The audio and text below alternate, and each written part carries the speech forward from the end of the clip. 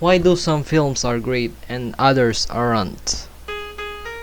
It is because the purpose of the film for the watchers. A great film always have a meaningful purpose. This tutorial is about how will you find your own purpose. Here you can learn what could or should be your film's purpose. First, what could your film do to your audience? What may your film change from their lives? What are the lessons that may your film give? What could be the purpose of your film? The purpose of my film when I'm old is to let you know that before I became the person that I wanted, I was just asking how to. In your film, what is the purpose of your film?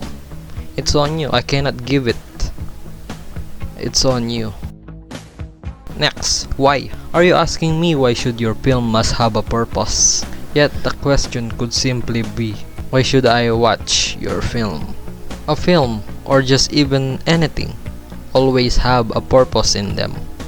As I said, even the word useless does not define itself. It means that even something useless for you could have a purpose to anybody. Yes, every film and anything has purpose. Yet, why should I watch your film? Next, how? How will you find or create your film's purpose? I myself didn't have any purpose for creating when I'm old, yet I had a reason for starting it.